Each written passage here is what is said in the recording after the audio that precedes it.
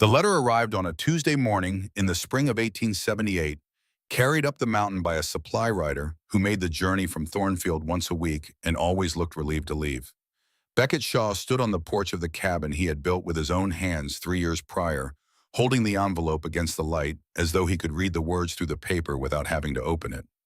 The morning fog still clung to the valley below, thick and white as cotton, and only the highest ridges of the Blue Ridge Mountains rose above it, dark and ancient, against a pale sky.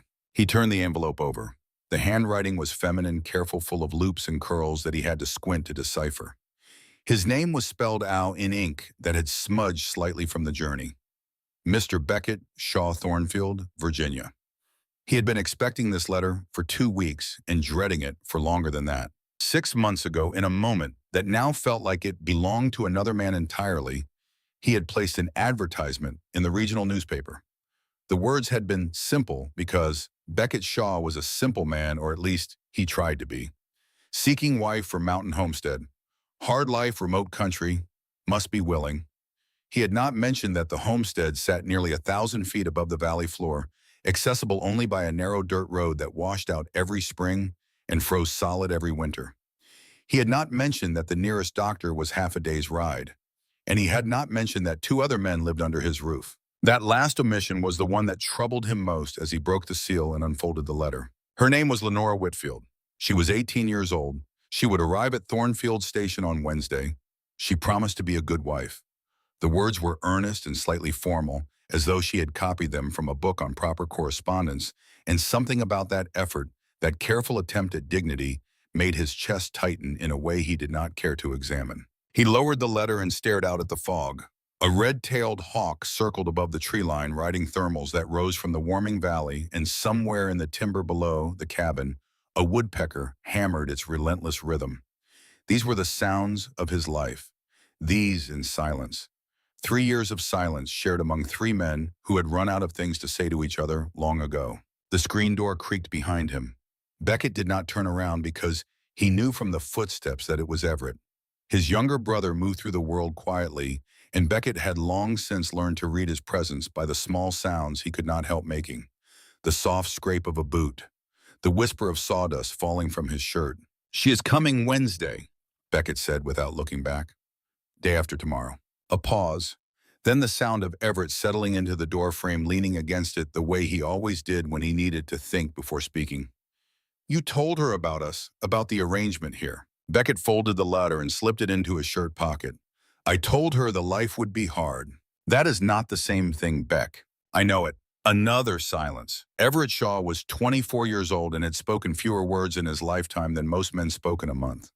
He communicated through his hands instead, through the things he built and repaired and shaped from raw wood. Every piece of furniture in the cabin was his work. The table where they ate, the shelves that held their few books, the chairs, the bed frames, the window casings fitted so precisely that no draft could find its way through.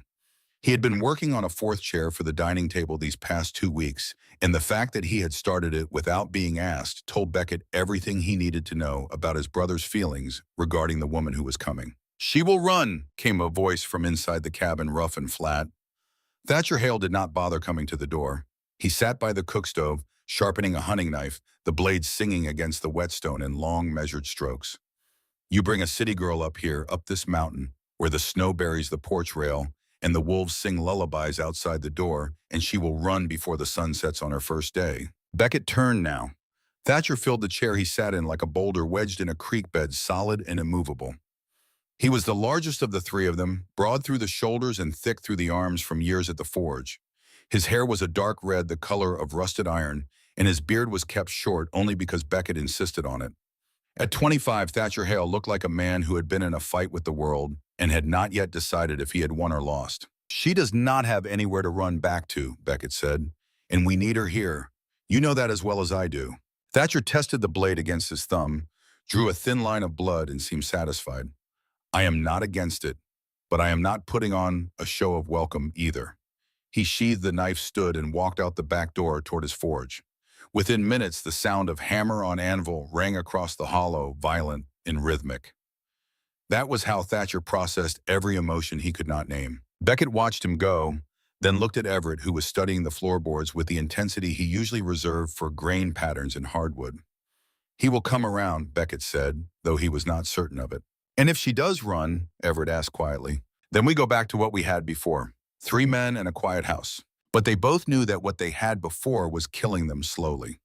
Not the work, which was brutal but honest. Not the isolation, which was a choice they had made with clear eyes.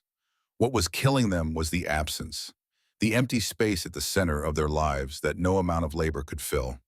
Beckett had felt it most acutely this past winter, when a fever had taken hold of him and dragged him down into 2 weeks of delirium from which he very nearly did not return.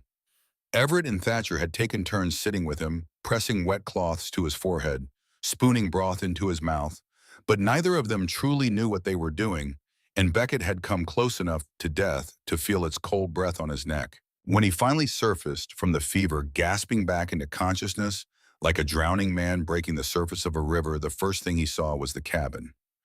His cabin, built with his hands. And it was just a structure. 4 walls and a roof and a stove that kept the cold at bay. There were no curtains in the windows, no flowers in the yard, no smell of baking bread, no voice humming a tune in the kitchen. His mother would have wept to see how he lived. His mother. The thought of her was a bruise that never fully healed.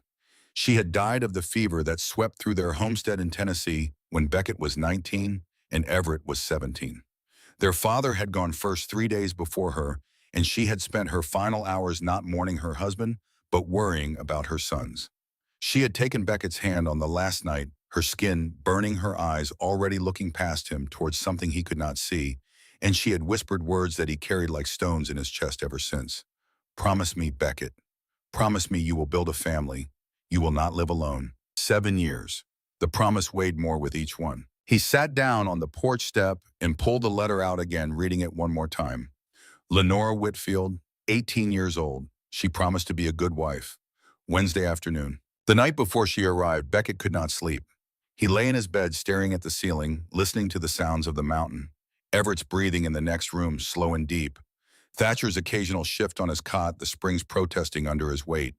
An owl somewhere in the timber asking its single question over and over. He thought about what kind of man places an advertisement in a newspaper asking for a wife. A desperate man, he decided, or a practical one. He was not sure which was worse. Wednesday. Thornfield Station. A wooden platform beside the railroad tracks that cut through the valley, shaded by a single oak tree that had somehow survived the construction crews. The town itself amounted to a general store, a saloon, a church that doubled as a meeting hall, a blacksmith, and a scattering of houses, most of them belonging to miners or the merchants who served them. Population not quite 300, and every one of them, Beckett was certain, knew exactly why he was standing on the platform, in his only good shirt, with his hair combed flat and his jaw scraped clean. He had come alone.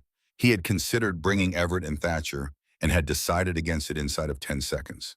3 mountain men standing in a row on a train platform would frighten any woman.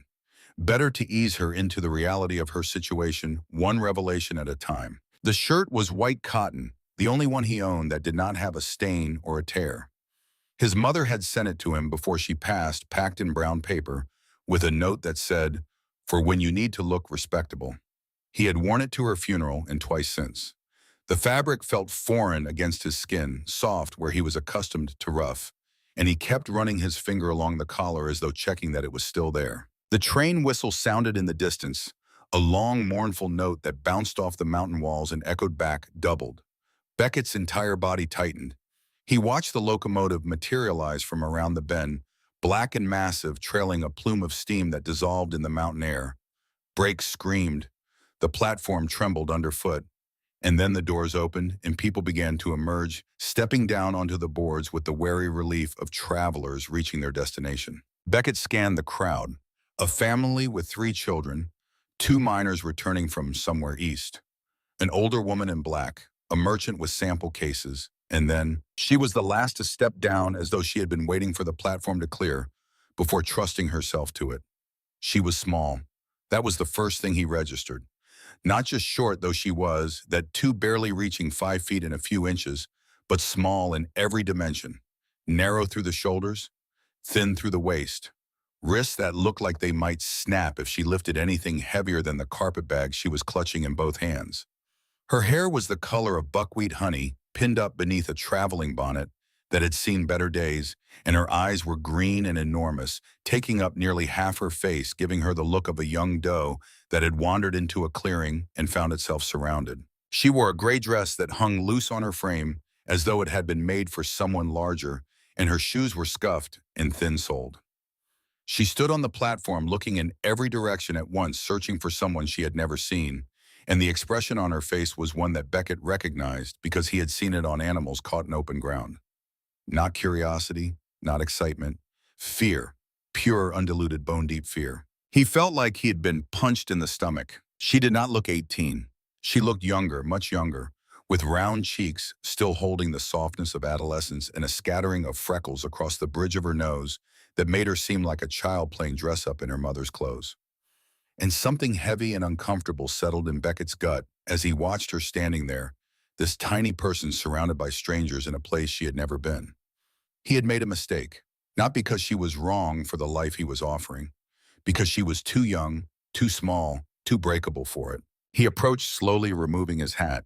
Miss Whitfield. She turned those enormous green eyes on him, and he watched her take in his appearance. The sun-darkened skin, the height well over 6 feet, the scar running along his left forearm where a black bear had tried to remove it 2 years ago, a raised white line that twisted from elbow to wrist. His hands calloused and cracked with dirt permanently embedded in the creases. He was not a pretty sight, and he knew it. She swallowed hard. Mr. Shaw. Her voice was soft, almost childlike, with a tremor running beneath the words like a current beneath ice. Her hands tightened on the carpet bag until the knuckles went white. How was your journey? Long, she paused. Very long. They stood in awkward silence while the platform emptied around them. Beckett could feel eyes on them from every direction. The station master, the couple waiting for a freight delivery, old Dorothea Ellis from the general store, who had positioned herself on the bench outside her establishment with a clear line of sight to the platform and was making no effort to disguise her interest. By nightfall, the entire town would know. The Shaw man from the mountain had gotten his mail-order bride, and Lord have mercy, the girl was a wisp of a thing. I have a wagon, Beckett said. We should get you out of this sun. Do you have more luggage? She shook her head. Just this bag. Everything I own is in here. The statement landed harder than it should have. Everything she owned in one small carpet bag patched at the corner with a square of different colored fabric. She had traveled halfway across the country to marry a stranger, leaving behind whatever life she had known, and her entire existence could be carried in 2 hands. Beckett took the bag from her gently and was startled by how light it was. He helped her onto the wagon seat, offering his hand at her elbow and being careful not to grip too tightly, and loaded her bag in the back.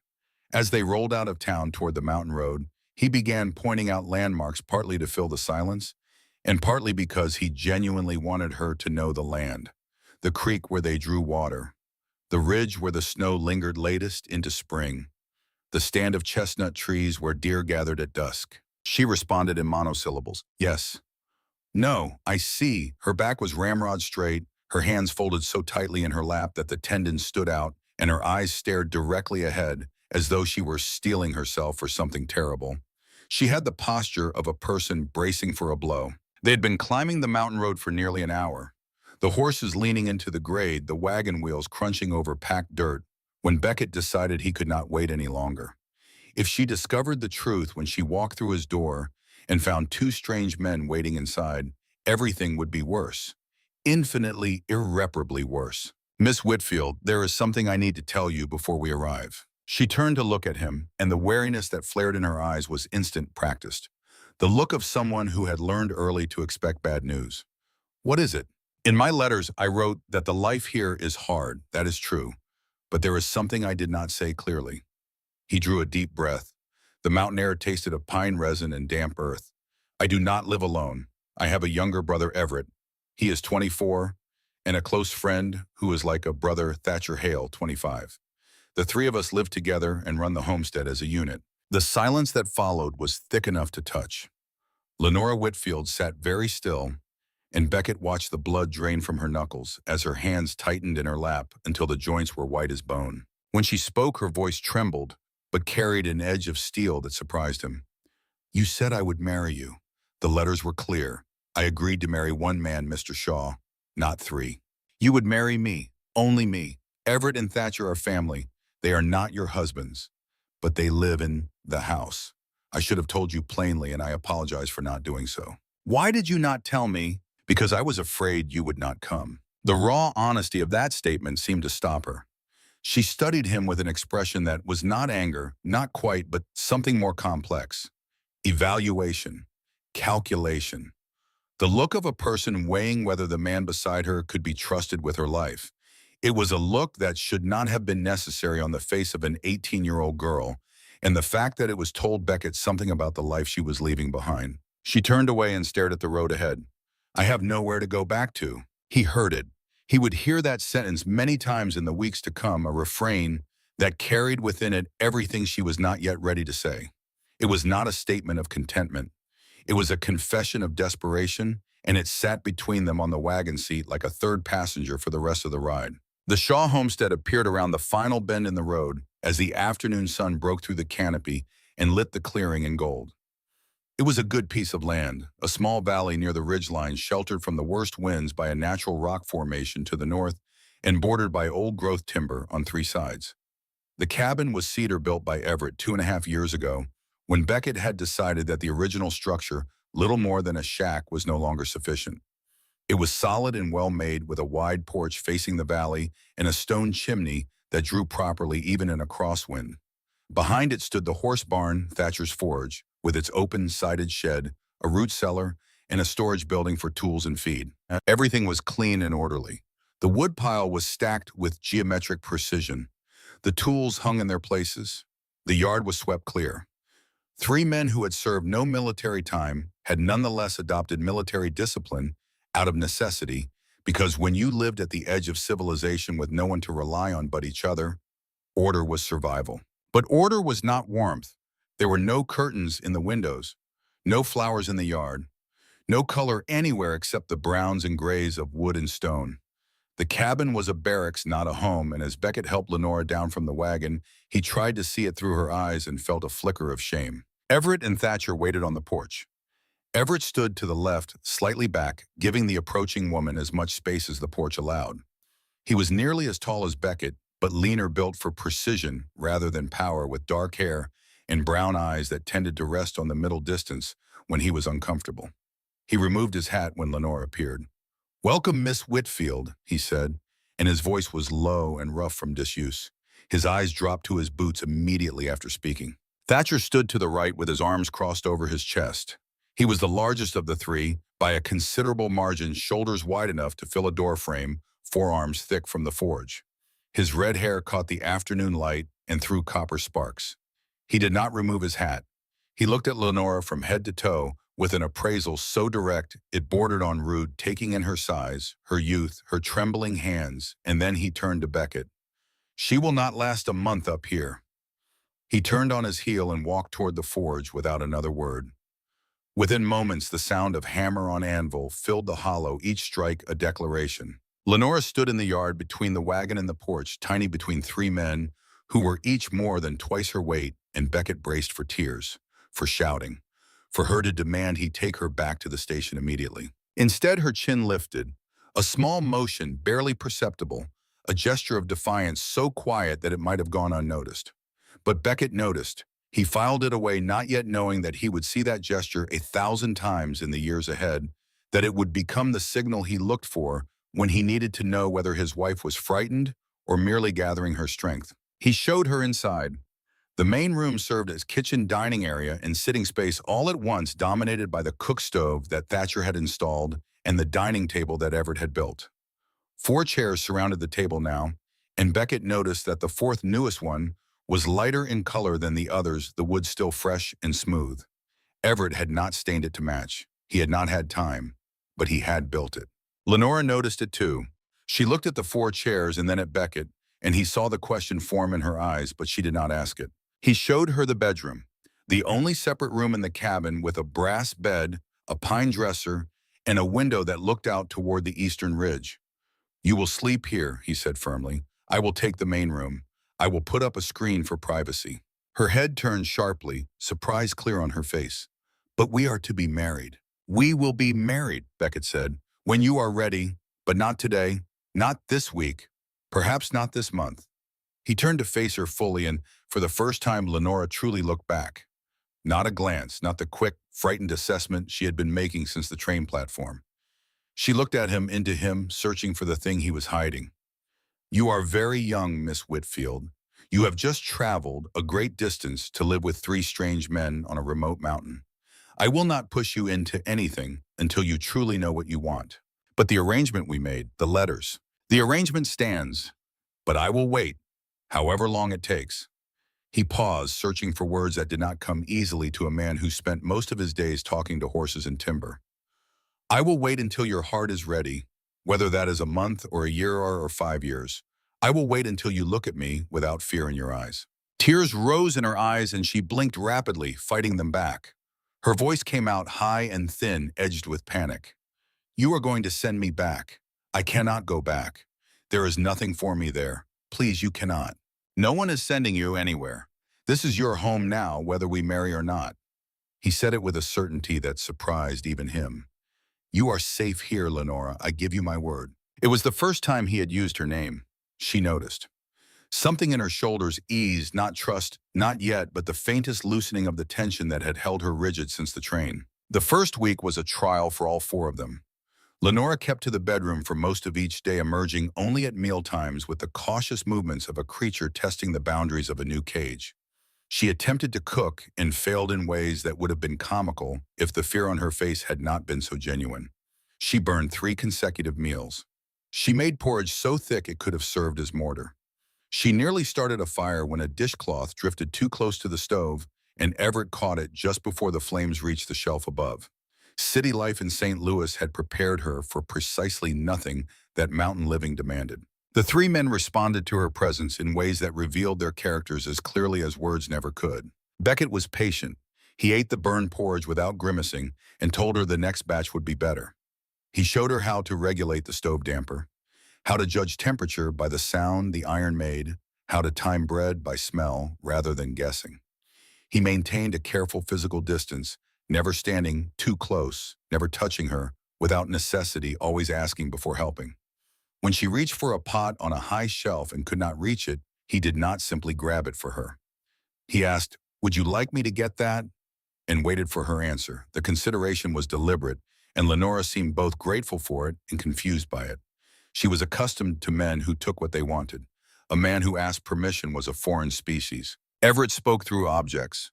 The morning after Lenora's arrival, she discovered a small shelf mounted inside the bedroom, set at exactly her height with pegs for hanging things and a flat surface for her belongings.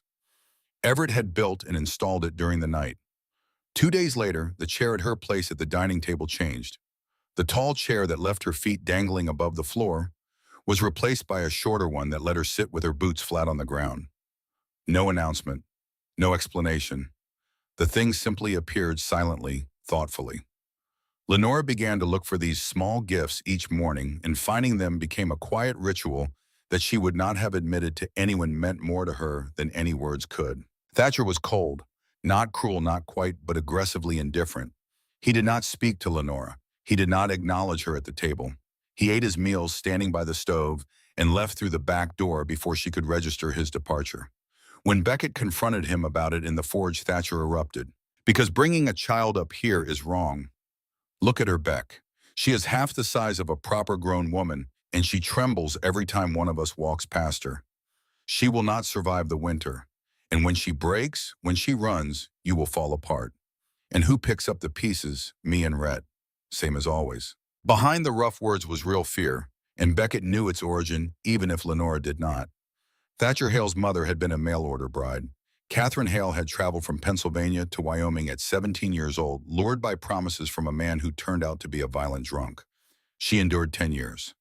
One night when Thatcher was 8, she woke him in the dark, kissed his forehead, whispered, "I am sorry," and vanished through the back door into a snowstorm. She never came back. Thatcher's father said she was worthless. The neighbors said she was weak. Thatcher grew up hating his mother for abandoning him, hating his father for driving her away, and hating himself for not being reason enough for her to stay. He had found family with the Shaw brothers at 15, followed them west at 22, and built himself into the foundation of their homestead through sheer force of will. The thought of that foundation cracking, of another woman arriving and failing and fleeing, was more than he could bear. 10 days after Lenora's arrival, a storm struck the Blue Ridge Mountains with a ferocity that turned day into twilight. Thunder split the sky with cracks that shook the cabin walls. Rain hammered the roof so hard that conversation became impossible without shouting. Wind screamed through every gap in the timbers and set the lanterns swinging on their hooks. The three men rushed outside to secure the horse barn and protect the forge, leaving Lenora alone in the cabin. When Beckett came back inside soaking wet and breathing hard, he found her in the corner of the main room. She was sitting on the floor with her knees drawn to her chest and her arms wrapped around them, her face white as paper, her entire body shaking so violently that her teeth chattered. She was not crying quietly. She was crying the way a person cries when the body takes over and the mind cannot stop it. Deep, wrenching sobs that sounded like they were being torn from somewhere inside her. He approached carefully and sat down on the floor several feet away. "Lenore, it is just a storm. This cabin is solid. Everett built it to withstand worse than this." She shook her head, unable to speak. And then between thunderclaps, the words began to come. Her mother, Marion, had died the previous year. Consumption, slow and terrible. After the funeral, her stepfather, a man named Harlan Goss, who owned a general store in Missouri and was respected by the community, began to change. First, it was the way he looked at her. Then comments about her appearance delivered casually testing boundaries. Then he began appearing at her bedroom door at night, trying the handle, pushing against it. Lenora started barricading the door with a chair every evening. One night during a thunderstorm, he broke through. She fled through the window barefoot into the rain and ran to a neighbor's house. The thunder, the rain pounding on glass, the sound of wood splintering. These things lived in her body now, and every storm brought them back. She had gone to a cousin in St. Louis, but the cousin had 4 children and could barely feed them. When Lenora saw Beckett's advertisement, she did not see an opportunity. She saw the only door still open. "I did not come here because I wanted a husband," she whispered. "I came because I had nowhere else, and I am afraid, all the time. I am afraid of you, of Everett, of Thatcher. I am afraid of 3 strange men, and I am afraid that I will never stop being afraid." Beckett did not speak for a long moment. The storm raged outside, shaking the timbers, and the fire in the stove threw shadows that leaped across the walls. Then very slowly he removed his wet coat and laid it across her shoulders. He did not put his arm around her. He did not touch her. He simply covered her against the cold and sat with her on the floor, close enough to hear, far enough not to crowd. "No one in this house will hurt you," he said, his voice rough. "I swear that on my mother's grave." Everett appeared in the doorway, drenched from the storm. He took in the scene with a single glance, read its meaning without requiring explanation, and moved to the kitchen. Without a word, he boiled water, brewed a cup of herbal tea from the mint that grew wild on the ridge, set it on the floor beside Lenora, and withdrew. Not a single word. But the gesture said everything. Thatcher stood in the hallway. He had come inside through the back door and heard most of what Lenora had told Beckett. He stood in the shadows, and his face was not soft, not pitying, but something far more complex. It was pain, the kind of pain that comes from recognizing your own story in someone else's voice. He turned and walked to his room, and if anyone had passed his door that night, they would have heard the sound of a fist hitting the wall. Once, twice, and then silence. The morning after the storm, Lenora woke to find 2 things had changed. The window in her bedroom, which had rattled loose during the wind, had been repaired. And a new lock, a bolt lock made of iron, had been installed on the inside of her door. She could secure her room from within at any time. No one explained it. The lock simply appeared, silent and purposeful. This was not comfort. This was control. The power to close a door and know it would stay closed. Everett had installed it sometime before dawn. And outside on the porch, in the spot where Lenora often sat looking out at the valley, there was a new chair. Not a rough wooden chair like the ones Everett made.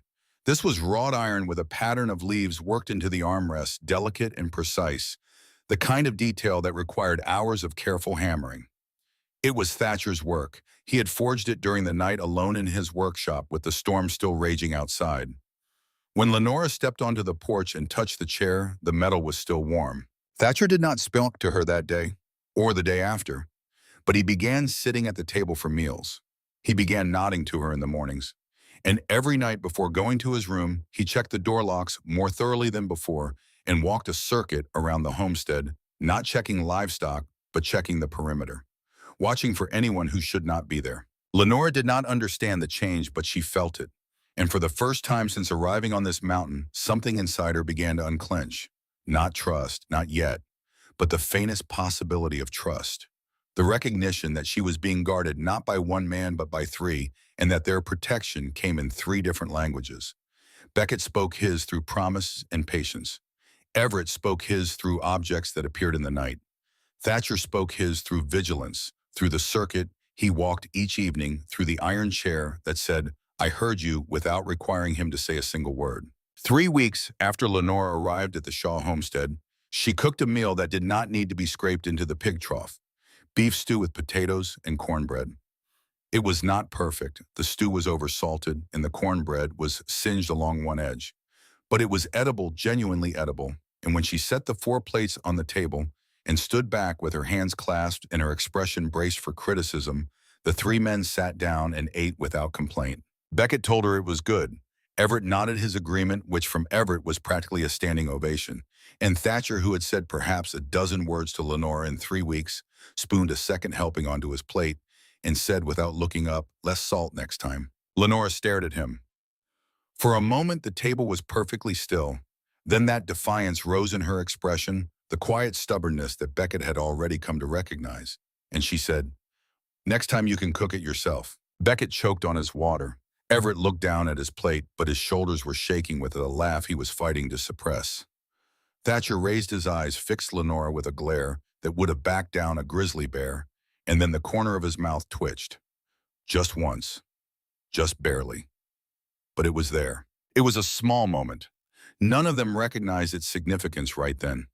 But years later, when they looked back and tried to pinpoint the exact moment that four strangers began to become a family, each of them independently would remember that evening.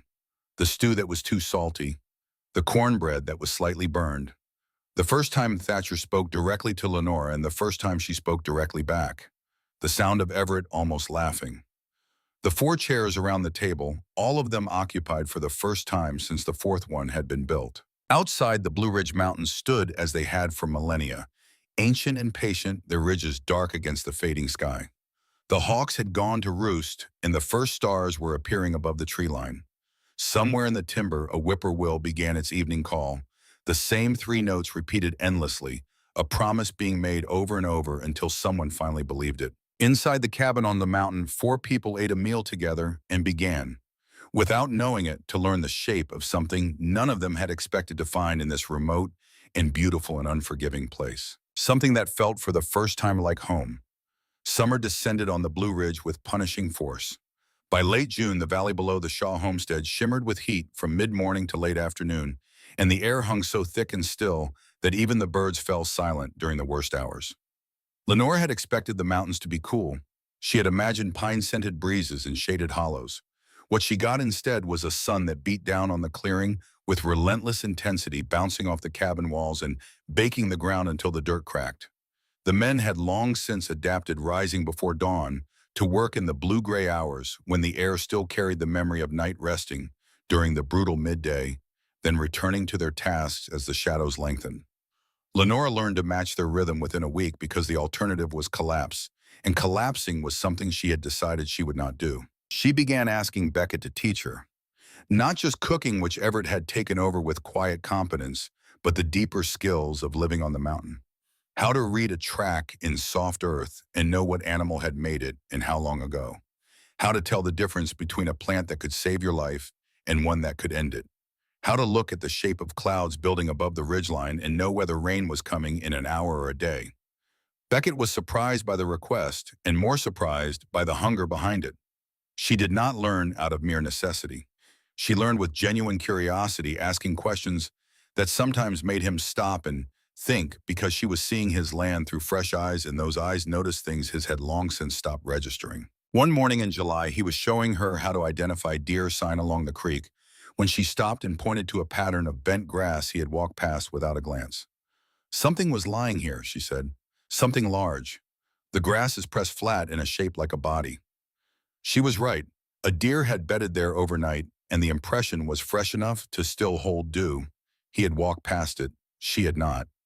"You have good eyes," he told her, and she looked at him with an expression that he would only later identify as the face of a person hearing a compliment they actually believe. Beckett found that in the process of teaching her, he began to see the mountain differently himself. Places he had walked 100 times without thought became interesting again when filtered through her questions. Why do the trees grow thicker on that slope? What made that scar on the rock face? Where does the creek go when it disappears underground? She had a way of asking that did not feel like interrogation, but like genuine wonder, and it reminded him of something he had nearly forgotten, that this place was beautiful, that he had chosen it not just for its practicality, but because it had taken his breath away the first time he rode through the pass and saw the valley spread below him gold and green and endless. Everett taught her to cook properly in the weeks that followed.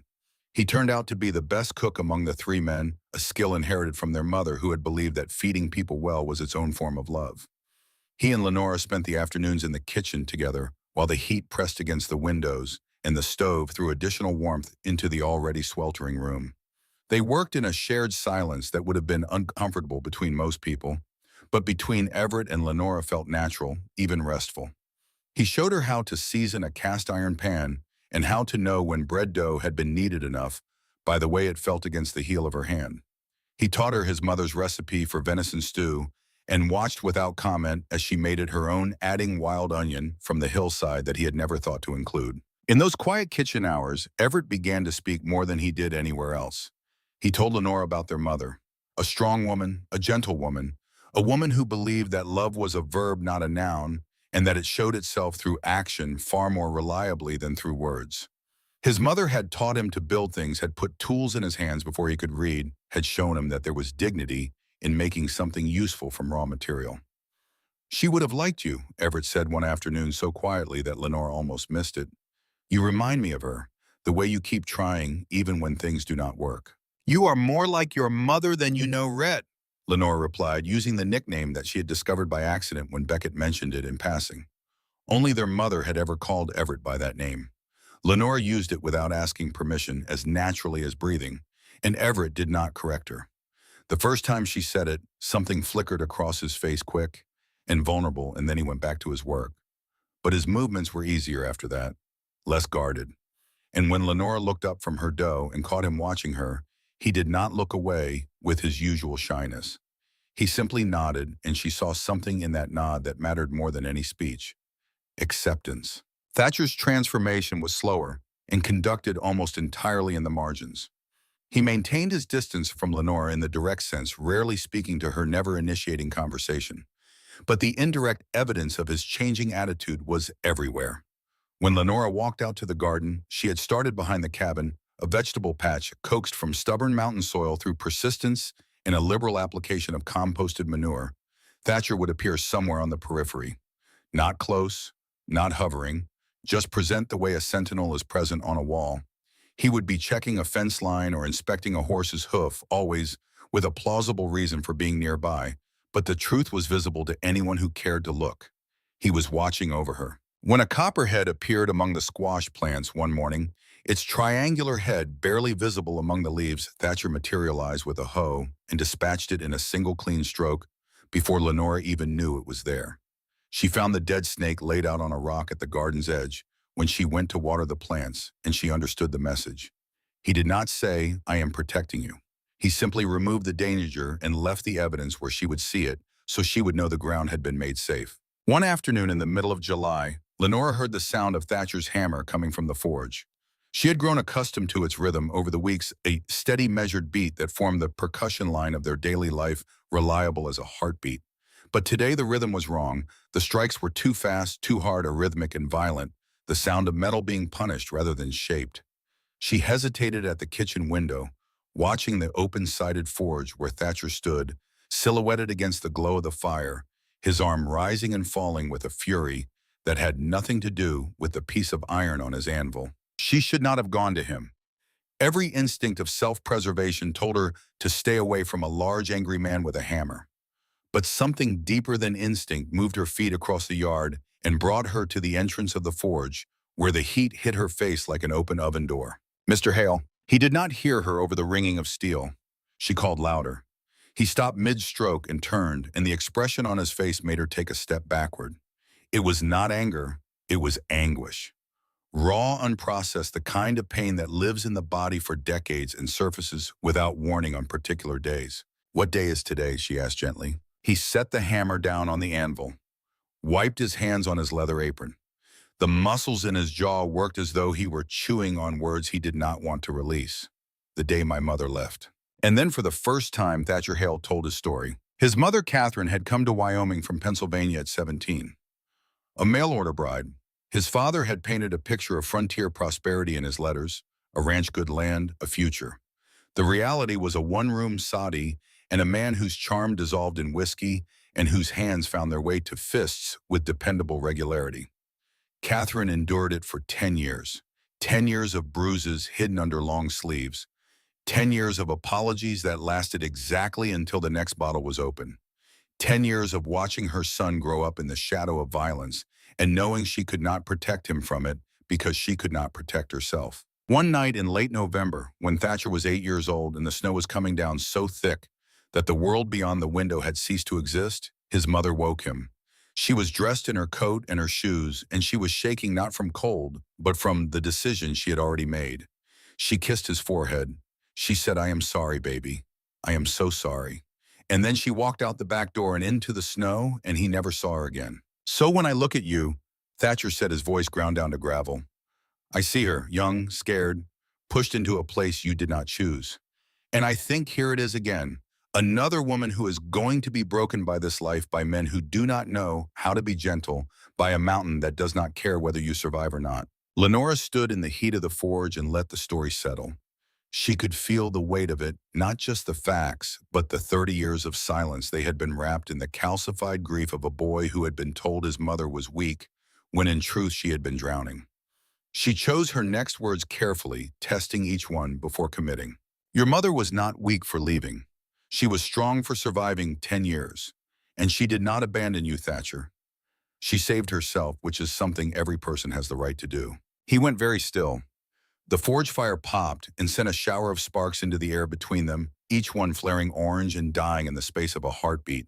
Thatcher looked at Lenora with an expression she had never seen from him, something rearranging behind his eyes, something that had been out of place for 3 decades, shifting just slightly toward where it belonged. He did not respond. He picked up the hammer and turned back to the anvil, and the strikes resumed. But the rhythm was different now. Slower, steadier, the sound of a man shaping something instead of destroying it. And from that afternoon forward, Thatcher Hale stopped avoiding Lenora's eyes. He began to meet them briefly and without expression, but meeting them nonetheless. When she set his plate down at the table, he sat and ate without being asked.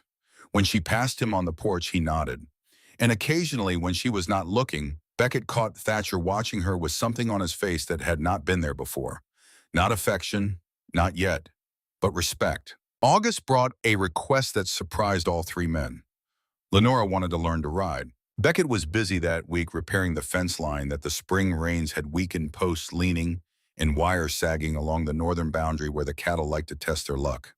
So it was Everett who led the gentlest mare from the barn and saddled her in the meadow behind the cabin, tightening the cinch with careful hands, while Lenora stood watching with a mixture of excitement and terror on her face. She has never thrown a rider, Everett said, running his palm along the horse's neck. She is patient. She will forgive your mistakes. Lenora approached the horse with visible fear and invisible determination. She put her left foot in the stirrup, grabbed the saddle horn, and hauled herself up with an awkward scramble that startled the mare into a sideways step. Lenora grabbed the mane and held on, her face white, her knees clamped against the horse's sides with desperate strength. Loosen your legs, Everett said, walking beside the horse with one hand on the bridle. You are not holding on with your knees. You are holding on with your balance. Your legs guide the horse. Your center keeps you in the saddle. She fell 3 times that afternoon. The first time she landed on her hip in the grass and lay there for a moment staring at the sky. The second time she caught herself on her hands and knees and stood up before Everett could reach her. The third time she rolled and came up with grass in her hair and dirt on her face, and she was already on her feet before the dust settled, jaw set, eyes bright with something that was no longer fear. By late afternoon, she was trotting. Not gracefully, not with anything approaching skill, but moving with the horse instead of against it, her body learning the rhythm imperfectly at first, and then with increasing confidence. And when the mare broke into an easy canter across the meadow, and Lenora's face transformed from concentration into pure, unguarded joy, Everett had to turn away from the brightness of it. I never knew what freedom felt like. She called out, her hair tearing loose from its pins and streaming behind her in the mountain wind. This is it. This is what it feels like. Everett stood in the meadow with the late sun throwing his shadow long across the grass and watched her ride. Something shifted in his chest. Not romantic, he would not permit it to be that, but sorrowful in a very private way. He was seeing in Lenora the life force that the cabin had lacked for 3 years, the animating spark that turned a structure into a home, and he understood with quiet certainty that this spark did not belong to him. It belonged to the household, to the family they were building. He would protect it the way he protected Beckett, with everything he had and without expectation of anything in return. That was his choice made silently in a sunlit meadow, and he would hold to it with the same precision he brought to every joint and mortise he cut. Lenora began to feel the shape of her new life taking form around her. Each of the three men occupied a distinct role in her daily existence, and the distinction mattered because it allowed her to trust them in different ways for different reasons. Beckett made her feel valued. When he looked at her with those serious dark eyes and asked her opinion on which pasture to rotate the cattle to or whether the root cellar needed expanding before winter, she understood that he was not humoring her. He genuinely wanted to know what she thought, and the experience of being consulted, of having her mind treated as a resource rather than an inconvenience, was so unfamiliar that it took her weeks to stop flinching when he asked. Everett made her feel peaceful. In his company, silence was not empty, but full. She could sit in his workshop for an hour watching him shape a piece of walnut into a cabinet door and feel more rested than 8 hours of sleep could provide. He understood her without requiring explanation. Thatcher made her feel safe. Not comfortable, never comfortable, because Thatcher Hale was not a comfortable man. But knowing that he walked the perimeter every evening, knowing that his forge produced not just tools but vigilance, knowing that the iron chair on the porch had been shaped by hands that were now devoted to her protection, Lenora slept more soundly than she had since her mother died, and that mattered more than comfort. Early September brought the mountain to her door in a way that no amount of teaching could have prepared her for. She was alone in the garden on a late afternoon harvesting the last of the summer squash. The three men had ridden out to the northern fence line where a section had come down in the night. The shadows were lengthening and the air was cooling, and Lenora was on her knees in the dirt, hands brown to the wrist, when she heard a sound that froze every muscle in her body. A branch breaking, not the small snap of a squirrel or a bird, a heavy, deliberate crack, the sound of something large forcing its way through the tree line at the edge of the clearing. She looked up. The bear was black as a moonless night, standing at the edge of the forest, perhaps 30 feet from where she knelt. It was enormous, easily twice her weight, with a broad head swinging slowly from side to side as its nose worked the air, reading the story of the garden, the squash, the human who knelt among the plants. It had not charged, it had not reared, but it was there, and it was between her and the cabin. Lenora's mind went blank with terror for exactly 2 seconds. Then Beckett's voice spoke in her memory, calm and instructional. Do not run. Running triggers the chase instinct. Do not turn your back. Do not scream. Make yourself look large. Make noise. Metal on metal. Bears do not like sounds they cannot understand. She was holding a garden spade. Behind her within arm's reach was the metal bucket she used for watering. Her hands were shaking so badly that she could barely grip the handle, but she gripped it. She thought in the space between one heartbeat and the next, I will not die on this mountain. Not today, not like this. 3 men are waiting for me to come back inside and sit at a table with 4 chairs, and I will not leave that 4th chair empty. She rose to her feet, slowly keeping her eyes on the bear, and swung the spade against the bucket. The clang split the quiet like a gunshot. The bear flinched its head, jerking up, ears flattening. It took a step backward. Lenora swung again harder, and the impact rang across the hollow, bouncing off the mountain walls and coming back as an echo that made it sound as though 10 people were beating metal drums. Again. Again. Each strike sent vibrations up her arms and into her shoulders, and her teeth rattled with the force of it, but she did not stop. She stood in the garden that she had planted and tended and coaxed from the stubborn dirt, and she made a sound so loud and so relentless that the bear, which outweighed her by 200 pounds and could have ended her life with a single swipe of its paw, turned and crashed back into the timber. She stood there, spade raised, bucket dented, legs trembling so badly that she was not sure they would hold her. The garden was silent. The clearing was empty. The mountain went about its business. The men came at a gallop. They had heard the metallic clanging from half a mile away and had read the alarm in it instantly. Thatcher was the first to arrive, jumping from his horse before the animal had fully stopped covering the distance from the yard to the garden, in strides that ate the ground. He reached Lenora and checked her from head to toe with hands that were not gentle but efficient, turning her arms, scanning her body for injury, his face gray with a fear that Lenora had never seen on him. "Are you hurt?" No, the bear was afraid of the noise. Her voice was steady, steadier than her legs. Beckett arrived seconds later, his hands on her shoulders, his eyes moving over her with an intensity that had nothing to do with inspection and everything to do with the realization of what could have happened. Everett circled the tree line, tracking the bear's path, ensuring it had gone far enough to be no threat. When the four of them were finally together in the garden, standing among the squash plants and the dented bucket, Thatcher looked at Lenora and spoke to her with a directness he had never used before. "You did everything right. The noise, the metal, standing your ground, not running." He paused, and what came next cost him something visible, a toll paid in the tightening of his jaw and the effort behind each word. "My mother could not have done that." From the woman he had said would not last a month. She had stared down a black bear with a garden spade and a watering bucket, and she had won. Thatcher said nothing more, but that evening he stayed at the dinner table longer than usual. When Lenora set his plate before him, he said, "Thank you." 2 words. The first words of direct gratitude he had ever offered her. Lenora understood their weight as precisely as if he had handed her a bar of gold. The crisis that Lenora had been running from since St. Louis arrived at Thornfield at the end of September, wearing a pressed suit and a pleasant smile. Beckett rode down to the general store for supplies and heard the news from Dorothea Ellis, who delivered it with the efficient alarm of a woman who recognized trouble when it walked into her town.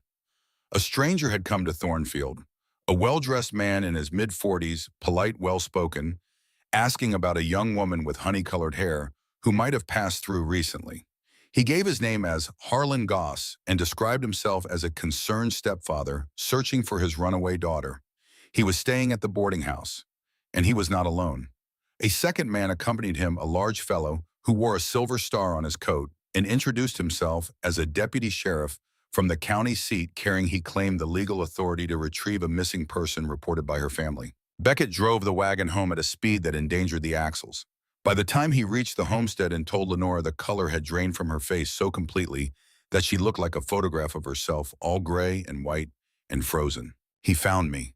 Her voice was barely audible. "He brought the law. They are going to take me back." "No one is taking you anywhere." Thatcher's voice came from the doorway, flat and sharp.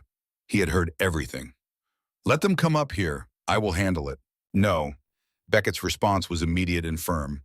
"We do this properly." He turned to Lenora and held her gaze. "You are 18 years old. You are a legal adult.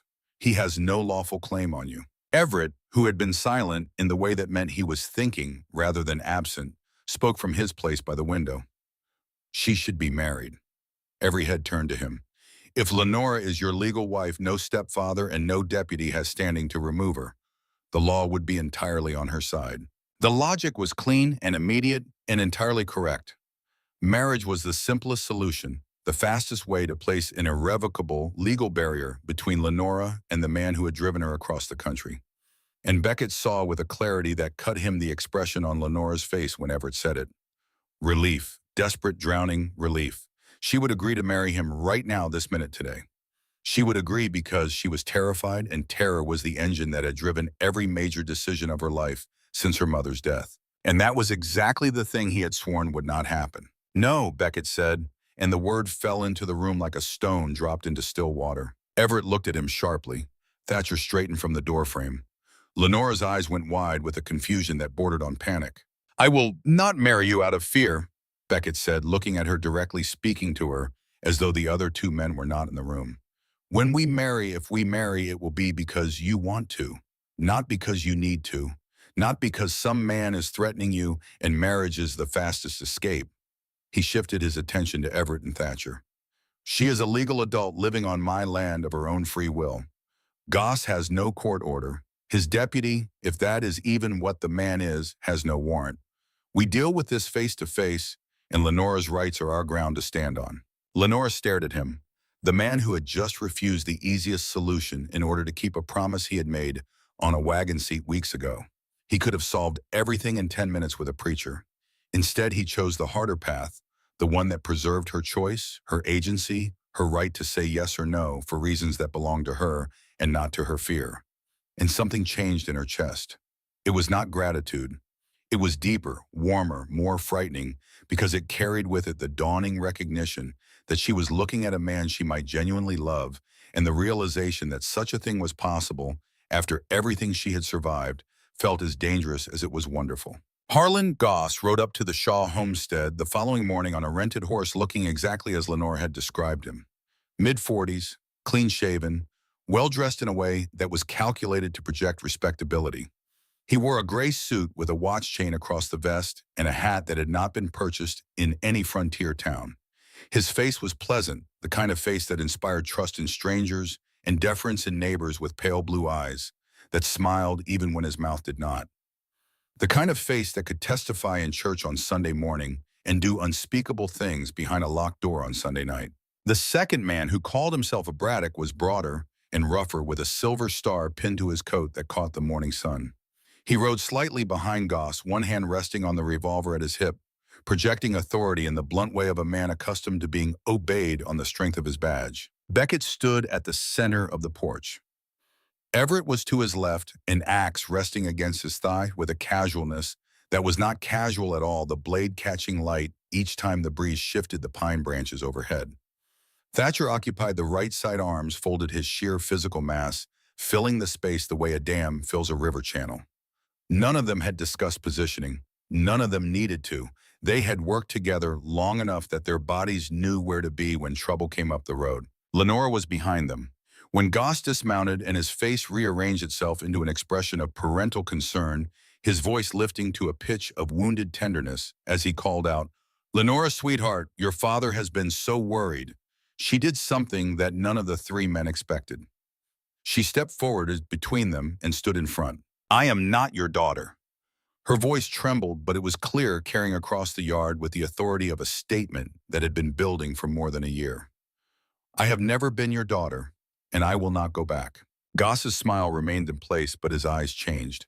The warmth drained out of them, leaving something cold and calculating behind. "Lenora, darling, you are confused. You have been taken advantage of by these men. Mr. Braddock here has the authority to bring you home where you belong." "That was never my home, and you know why." Beckett stepped down from the porch and walked to within 6 feet of Goss, close enough to see the fine network of broken veins across his nose. "Mr. Goss, Miss Whitfield is 18 years of age. She is a legal adult. She is living on private land of her own free will. You have no court order. Your associate has no warrant." He kept his voice level, reasonable, but his eyes were mountain stone. "I suggest you get back on your horse ride down to Thornfield, board the next train, and leave Virginia. Do not come back." "And if I do not?" Goss asked, but his voice had already lost its confidence. It was one thing to intimidate a lone girl. It was another to stand in a yard surrounded by wilderness with three men looking at you the way predators look at something that has wandered too far from safety. Braddock, the supposed deputy, was doing his own calculations. He was a hired man, not a lawman. The badge was a prop, purchased for the cost of this particular job, and the pay Goss had promised was looking less adequate with each passing second. He studied the three men on the porch. Beckett with his hunter's stillness, Everett with the axe resting so easily against his leg. Thatcher, who had not moved or spoken, but whose physical presence was an argument in itself. Braddock was not a brave man. He was a practical one. "Mr. Goss," Braddock said carefully, "the lady seems clear in her wishes. She is a foolish child who does not know her own mind." And then Lenore spoke again, and her voice carried a steadiness that had not been there a moment before. "I am not a child. I am a woman telling you to your face that I left your house because of what you are and what you intended to do. If you would like, I can explain to Mr. Braddock exactly what I mean, and I can explain it to the people of Thornfield as well. Every person in that town, the minister, the storekeeper, the women who buy their provisions at the general store, I can tell them all why I climbed through a window in the middle of a rainstorm and ran from the house of a man the whole town thought was respectable. The mask fell, not slowly, not with dignity, but all at once. For a single unguarded moment, Harlan Goss was visible. Not the concerned father, not the respected merchant, the predator whose prey had escaped and who was now cornered in the open, exposed to the light he had spent his entire life avoiding. Thatcher stepped down from the porch. He did not approach Goss. He walked to Goss's horse, took the bridle in one massive hand, and turned the animal around so that it faced the road. He did not touch the man. He did not need to. The action said everything. This conversation is over. This is the direction you are going. Go now. Goss looked at Lenora one last time. She stood between three mountain men with her eyes clear and her spine straight, and she was not the girl he remembered. She was not the frightened creature who had crawled out a window in the rain. She was someone new, someone who had been given time and safety and the space to discover that she was capable of standing her ground. He mounted his horse. Braddock was already astride his own. They rode down the mountain road without looking back, and the sound of hooves on packed earth faded slowly until it was replaced by the ordinary sounds of the hollow. Wind in the pines, a jay scolding from the tree line, the creek running its endless course over stones. Lenora watched until they disappeared around the bend in the road. Then her knees buckled. Beckett caught her. His arms went around her, and for the first time since she had arrived, he held her fully, not a hand at her elbow or a coat across her shoulders, but a genuine embrace. Her head against his chest, her ear pressed to the place where his heart beat strong and steady. She let him hold her. She put her hands flat against his shirt and felt the warmth of him and the solidness, and she wept. Not from fear. The fear was gone, burned away in the yard like morning fog. She wept from relief, from the release of a weight she had been carrying since the night she climbed out that window, from the extraordinary and still slightly unbelievable fact that she had said the truth out loud to the man who had tried to destroy her, and she had not been destroyed by the saying of it. Everett placed his hand on her shoulder, light as a leaf falling. Thatcher stood with his back to them, facing the road, watching the empty space where Goss had been. Guarding even now, guarding even when the threat had passed. In the days that followed, Lenora changed. The transformation was not dramatic, but gradual, a slow unfurling one layer at a time until the full shape was revealed. She laughed more freely. She moved through the cabin with confidence instead of caution, her footsteps sounding on the floorboards instead of whispering across them. She began calling Beckett by his first name instead of Mr. Shaw. She called Everett Rhett with the ease of long familiarity. She called Thatcher by his name without prefix or suffix, and the intimacy of that bare name was for a man who had never allowed anyone close enough to use it more significant than any endearment. The relationship between Lenora and Beckett deepened with the natural inevitability of water finding its level. The evening hours on the porch grew longer, their conversations reaching into the territory of hopes and fears and memories that neither had shared with anyone before. Beckett told her about his parents, about the promise to his mother, about the years of silence on the mountain, and the growing certainty that he had failed the only person who had ever truly loved him. Lenora told him about her mother's final months, about reading to her in the sick room, about the smell of the medicines that did not work, and the sound of breathing that grew shallower each day. They discovered that grief was a landscape they both knew well, and walking it together was less desolate than walking it alone. Sometimes their shoulders touched, and neither moved away. Sometimes Beckett caught himself staring at her in the firelight and forgot what he had been saying.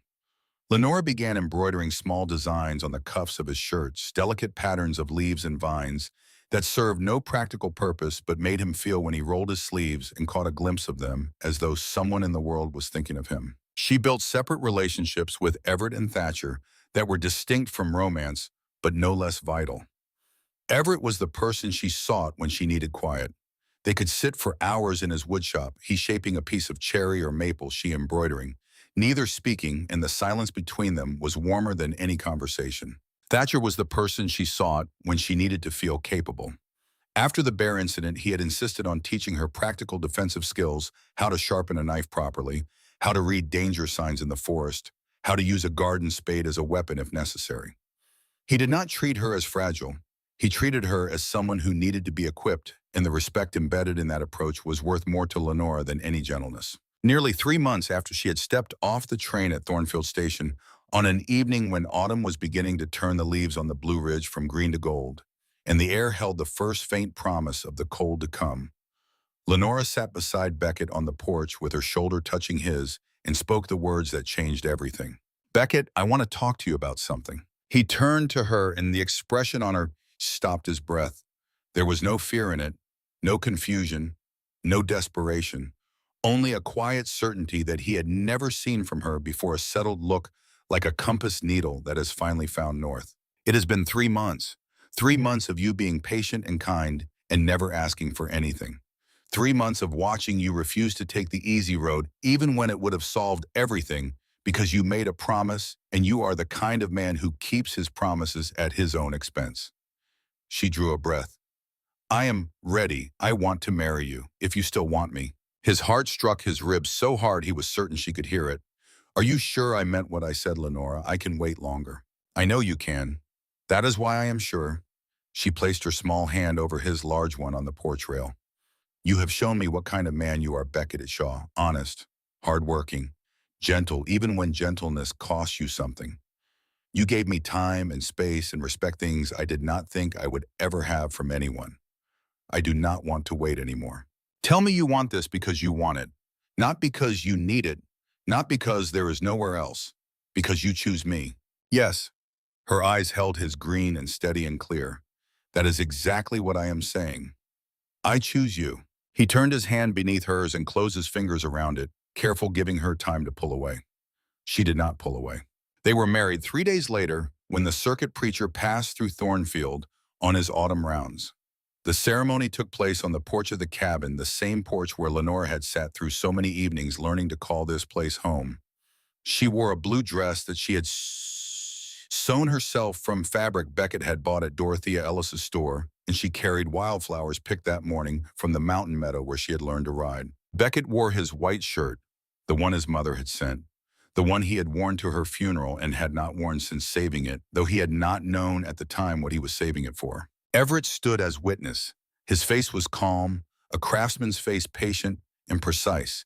And when the preacher asked if anyone had cause to object, Everett met his brother's eyes across the porch, and the look that passed between them contained everything that needed saying. "I am glad for you. You deserve this. She is family now."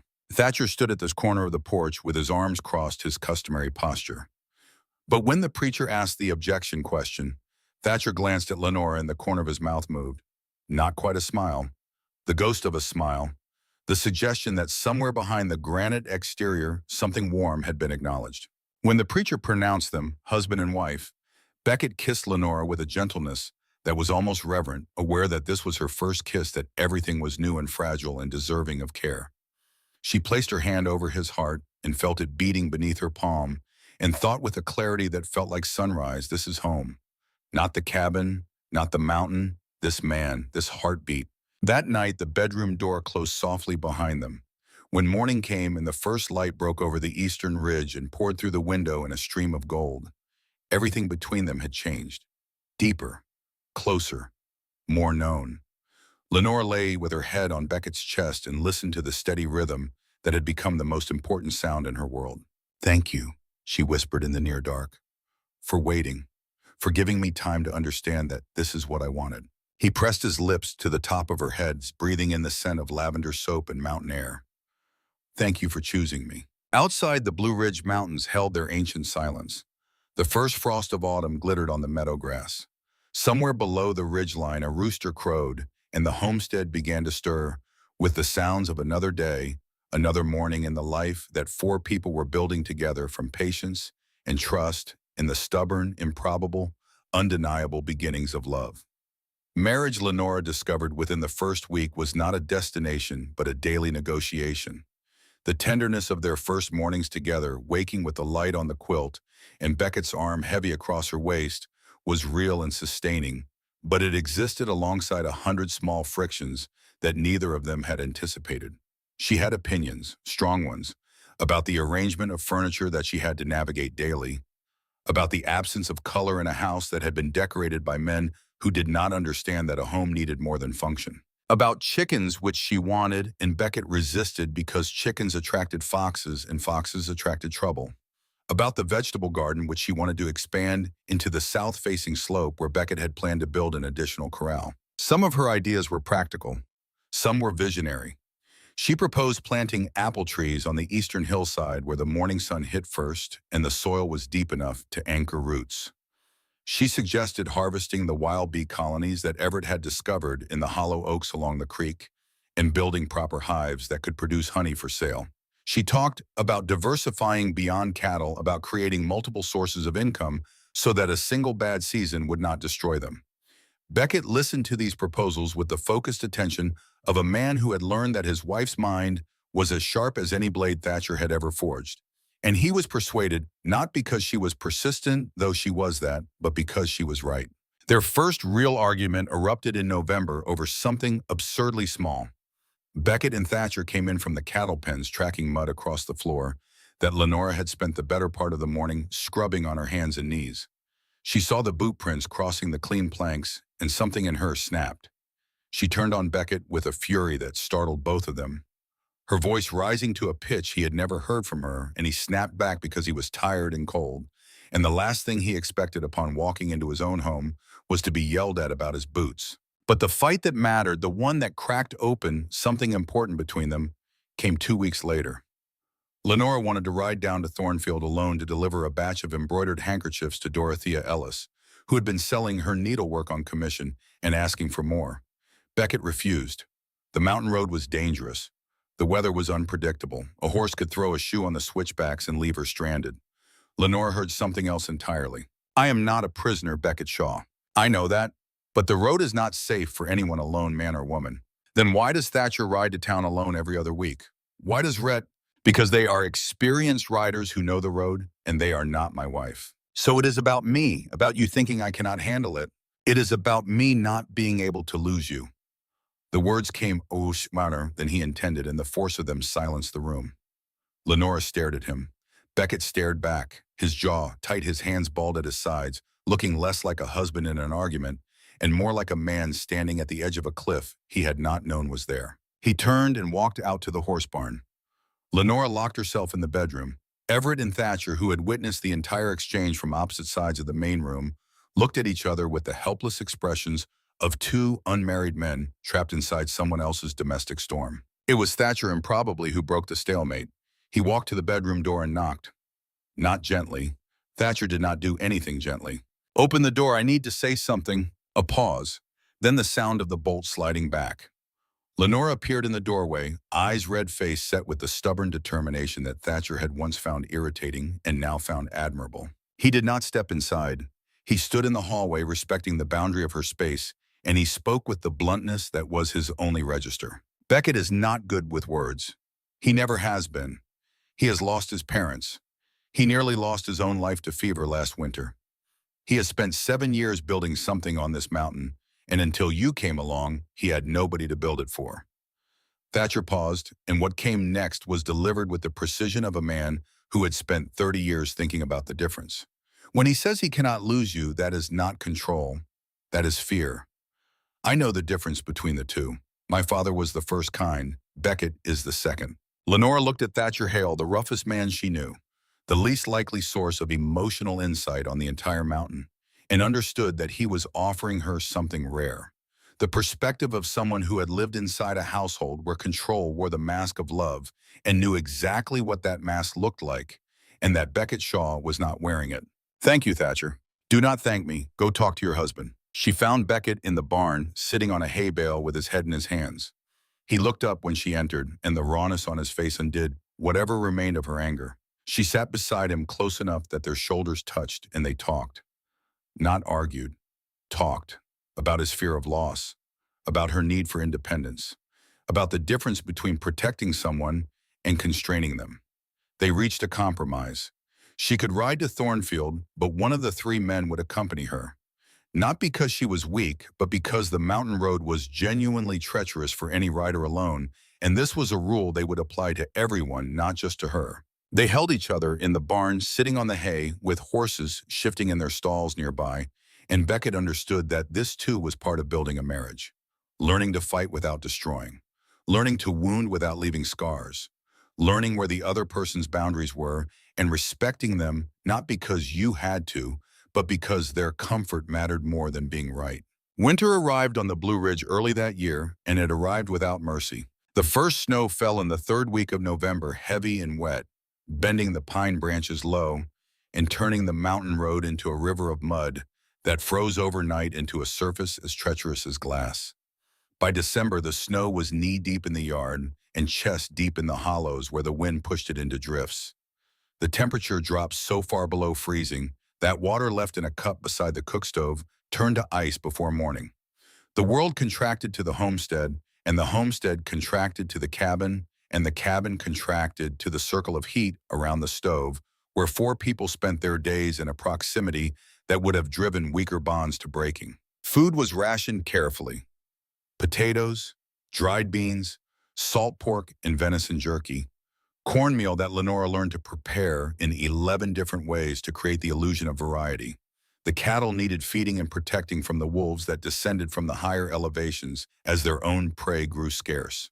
Beckett and Thatcher took turns standing watch through the night, wrapped in buffalo robes, rifles across their knees, listening to the howling that seemed to come from every direction at once. In the second week of January, with the snow still falling and the road to Thornfield impassable for the sixth consecutive week, Thatcher went out to check the trap line on the north slope. It was a routine trip when he had made dozens of times, but the mountain does not care about routine. It does not care about experience or strength or the plans of the men who walk upon it. A shelf of snow that had been building on a rock face above the trail released without warning a small avalanche, barely worth the name by mountain standards, but enough. Enough to sweep Thatcher off the trail and down a 15-foot drop to the rocks below. Enough to snap the bone in his left leg like a dry branch.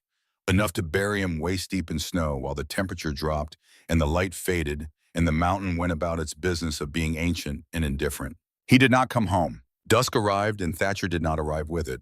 Beckett stood on the porch and stared into the white darkness and felt something cold settle in his chest that had nothing to do with the temperature. Thatcher Hale was the most reliable man he had ever known. If he said he would be back by a certain hour, he was back. If he was not back, something was wrong. Something was very wrong. "Stay inside," he told Lenora. "Lock the doors. Keep the fire going." "How long will you be?" "As long as it takes." Everett already had the horses saddled. They took torches and rope and blankets and rode into the white blind of a mountain blizzard, calling Thatcher's name into a wind that threw the sound back in their faces.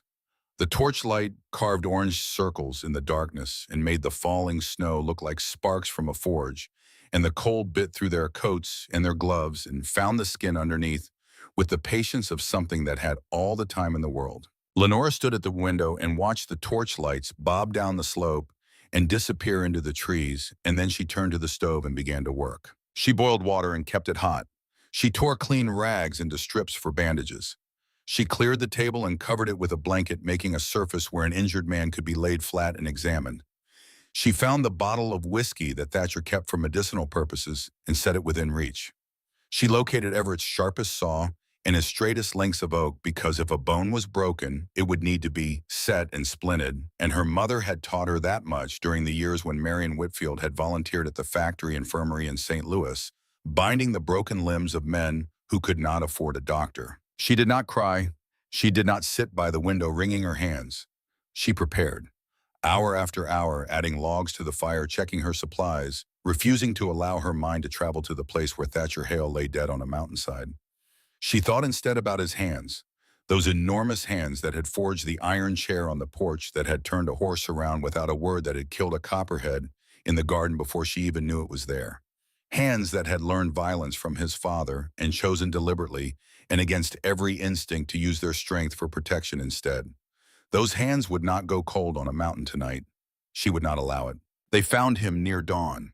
He was conscious barely, his face blue-white with cold, his leg bent at an angle that made Everett look away.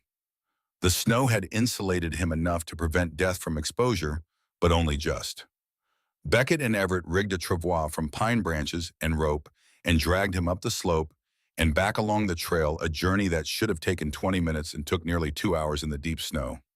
The horses struggled, the men struggled more, and Thatcher, who had not made a sound of complaint in the hours he lay alone in the dark, finally groaned when the travois hit a rock and jarred his shattered leg, and the sound was so raw and so involuntary that Beckett had to stop and press his forehead against the horse's neck and breathe before he could continue. When they carried him through the cabin door, Lenore was ready. She directed them to lay him on the table. She cut his trouser leg open with shears, exposing the break a clean fracture of the lower leg, the bone displaced but not protruding through the skin. She had Everett cut 2 splints from the oak lengths she had prepared.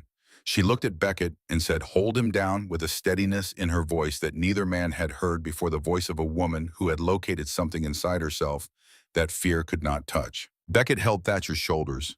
Everett held his good leg. Lenora gripped the broken leg with both hands, felt for the alignment the way her mother had taught her, and pulled. Thatcher screamed, a sound that none of them would ever forget, torn from a man who had not cried out in pain since childhood.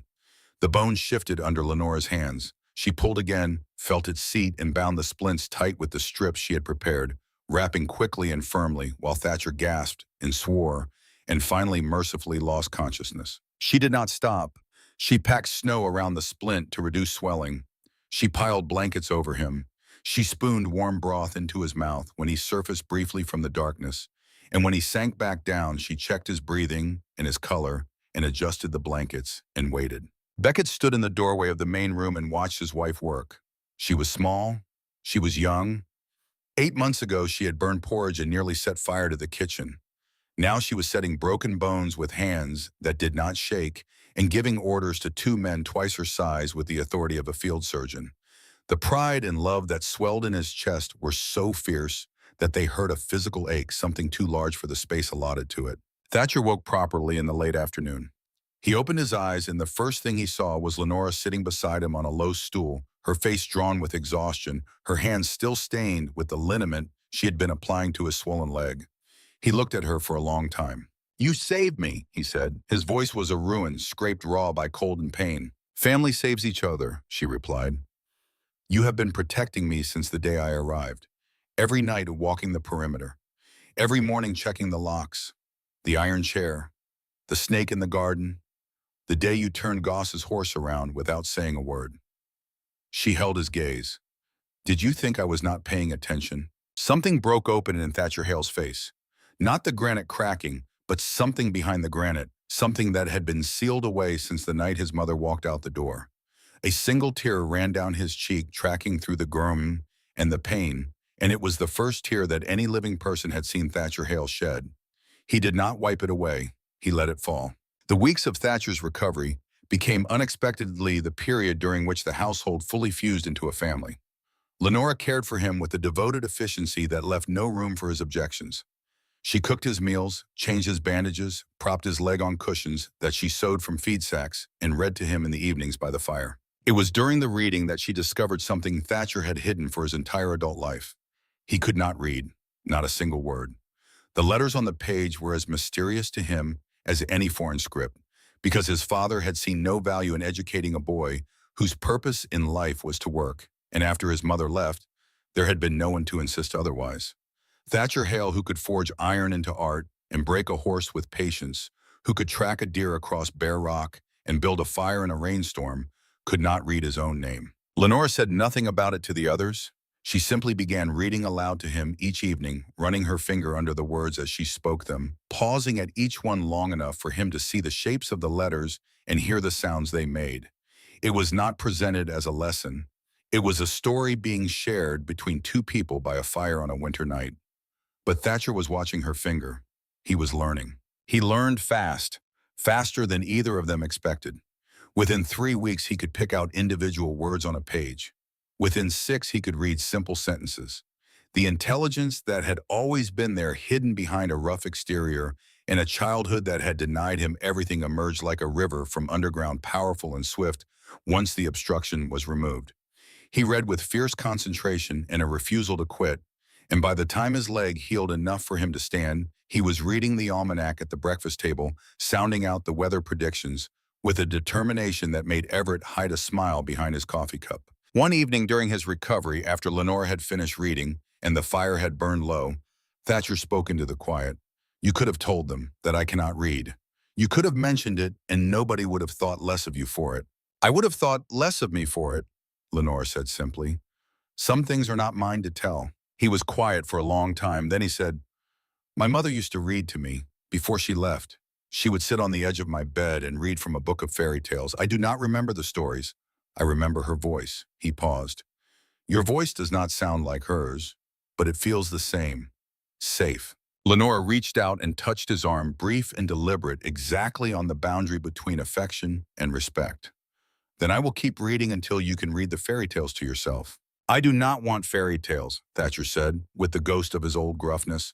"I want the almanac.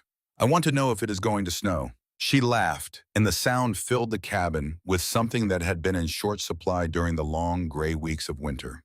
Warmth, the kind that no stove could produce. The day Thatcher was well enough to walk, limping heavily, but walking he went straight to the forge.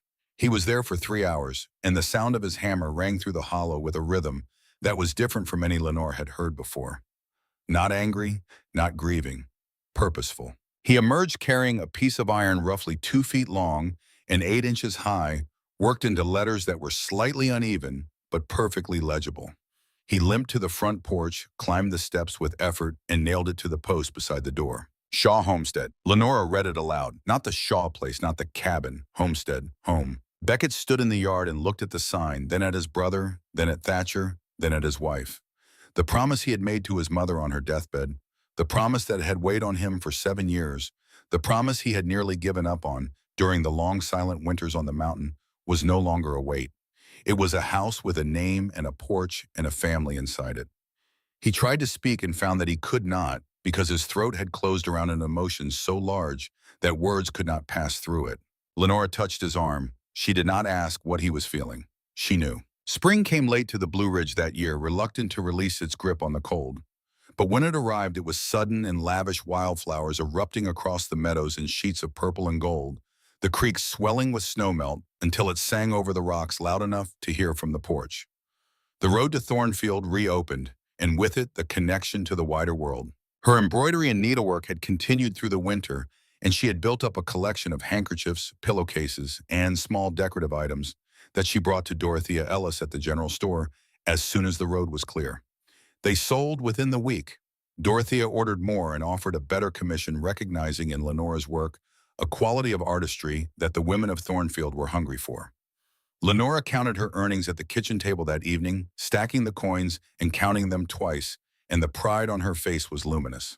On an evening in May, when the air was warm enough to sit on the porch without a blanket, and the last light was turning the mountain ridges to amber, Lenora took Beckett's hand and placed it on her stomach. "There will be one more of us by winter," she said. For a moment, he did not understand.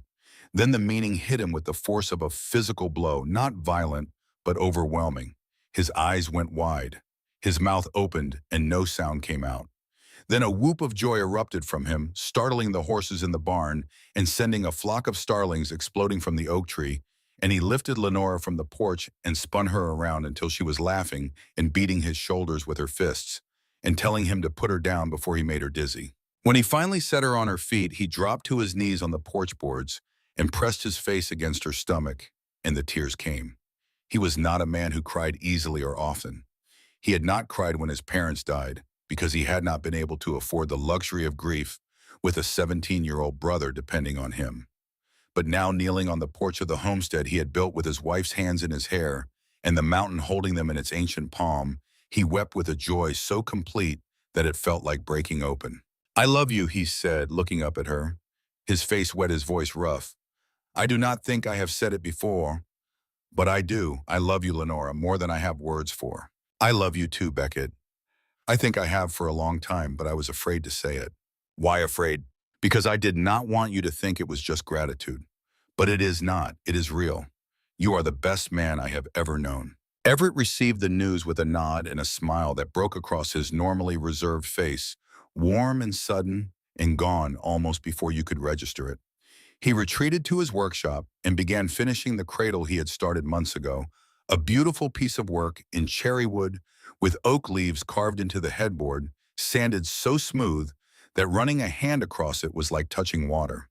He had been working on it secretly, and the fact that he had started it long before the pregnancy was announced told Lenora something about the depth of his hope for this family. Thatcher forged a wind chime. 5 small copper tubes of varying lengths hung from an iron ring with delicate chain links, each tube tuned to produce a different note when the mountain breeze set them moving. The sound was nothing like his hammer. It was gentle, almost hesitant, a whisper of metal against metal that seemed designed to soothe rather than to build. When Lenora asked why a wind chime, Thatcher was quiet for a long moment. "My mother had one," he said finally. "She hung it above my cradle when I was born. I remember the sound. It is the only memory of her that does not hurt." Lenora reached out and touched his arm. "Then your mother gave you something beautiful after all, and now you are passing it on." Thatcher looked at the wind chime in his hands, and something in his expression settled the way a foundation settles when the weight above it is properly distributed and every stone is bearing its share. The baby arrived on a November evening, entering the world alongside the sunset in a rush that left the midwife, who had barely made it up the mountain road in time, scrambling to keep pace. Lenore had been in labor since dawn, and Beckett had worn a track in the porch boards, walking back and forth outside the bedroom door, listening to her cries and feeling more helpless than he had ever felt in his life, including the time with the bear and the time with Goss and the long, terrible night when they searched for Thatcher in the snow. Everett sat by the cook stove, whittling a piece of pine into a small horse, a toy for the child that was coming, his hands steady even though his eyes kept rising to the closed bedroom door. Thatcher stood on the porch with his arms folded, staring at the darkening sky, his jaw set in a line that might have been mistaken for anger by anyone who did not know him. When the thin wail of a newborn pierced the evening air, his entire body released its tension at once, shoulders dropping, arms falling to his sides. The midwife opened the door smiling. "A healthy boy, Mr. Shaw, big and strong, and your wife was magnificent." Beckett went through the door so fast that he nearly knocked the midwife over. Lenora lay propped against the pillows, exhausted and radiant in equal measure, holding a small wrapped bundle against her chest. She looked up at him with love and triumph and a weariness so deep it showed in every line of her body. "Come meet your son," she said softly. He approached the bed carefully as though the weight of his emotion might shatter something if he moved too quickly. He looked down at the small face emerging from the blanket, dark hair, a miniature nose, tiny fists waving with unfocused fury at the indignity of having been expelled from warmth into cold. He was perfect. He was terrifying. He was everything. "Leland," Beckett said. "After my father. Leland Shaw." Lenora smiled. "Leland Shaw, it is perfect." Beckett extended one finger, rough and scarred and calloused, and the baby wrapped his entire hand around it. The grip was astonishing, fierce and total, and Beckett felt something unlock inside his chest. A door he had not known was closed, and behind it was a room larger than he had imagined, filled with a love so immediate and so absolute that it rewrote everything he thought he knew about the capacity of the human heart. "I promise you," he said, speaking to both his wife and his son, his voice breaking on the words, "every day of my life, safe and loved and happy, I promise." Everett came in and looked at the baby and produced a real smile, wide and unguarded. "He looks like you," he told Beckett. "Poor child." Beckett punched his brother's shoulder, and they laughed, and the sound of their laughter mixed with the baby's crying and Lenora's exhausted giggle, and the cabin was suddenly the loudest and most alive it had ever been. Thatcher appeared in the doorway. He did not enter. Lenora saw him and said, "Thatcher, come in." He stepped inside slowly, and the look on his face as he gazed at the infant was one that none of them had ever witnessed. Open, vulnerable, almost afraid of the smallness and the perfection of the new life before him. "Hello, Leland," he said, his voice barely above a whisper. "You are a lucky boy. You have the best parents I know." That night, 4 adults and 1 infant shared a cabin on a mountaintop in the Blue Ridge, and the cabin was no longer a barracks or a shelter or a structure. It was the thing that Beckett's mother had asked him to build. It was home. The years unfolded the way years do, slowly when you are living them, and impossibly fast when you look back. Leland grew tall and serious, inheriting his father's love of the land and his mother's quiet determination. He followed Beckett everywhere, learned to ride, before he could properly read, and developed an instinct for animals that bordered on communion. Thatcher became his unofficial second teacher, taking the boy to the forge on rainy afternoons and showing him how to heat iron until it glowed and bend it into shapes that served a purpose. Leland's first project was a horseshoe. It was lopsided and too thin, and Thatcher hung it above the forge door anyway, where it remained for decades. 2 years after Leland's birth, Lenora carried twins, a boy and a girl, who arrived in the spring of 1882. 3 years almost to the day after she had first stepped off the train at Thornfield. They named them Whitaker and Rosalind, and the cabin that had once held three silent men now overflowed with noise and chaos and the specific brand of exhaustion that only small children can inflict upon their parents. Everett built the addition that Beckett had always planned. 2 new rooms, a larger kitchen, a proper pantry. The construction took most of that summer, and the sound of his saw and hammer became the background music of their days, a counterpoint to the babies crying and Lenora singing and Thatcher cursing under his breath when he stepped on a toy someone had left on the floor. The homestead grew. More cattle, the chickens that Lenora had wanted from the beginning, along with the foxes that Beckett had predicted, and the creative solutions they devised together to keep one from eating the other. The apple trees on the eastern slope, planted as saplings that first spring, began bearing fruit in the 4th year. The beehives produced honey that Dorothea Ellis sold at a premium, marketing it as mountain wildflower honey and charging twice what the valley producers asked. Lenora's needlework business evolved into something more. She began teaching the women of Thornfield her techniques, holding classes in the back room of the general store on Saturday afternoons. The classes became popular, then essential, a gathering place for women who had few other spaces in which to be together and share their lives. And from the sewing classes grew something larger. Lenora started a small school for the children of the mountain families, teaching reading and writing and arithmetic in a converted storage building that Everett renovated with new windows and a proper stove. She was good at it, patient and firm and creative, with an instinct for reaching children who had been told they were stupid or worthless, because she remembered what it felt like to be told those things. When Lenora was 32 and Beckett was 40, their 4th child arrived. Unplanned and unexpected, and welcomed with the particular joy that surprise brings.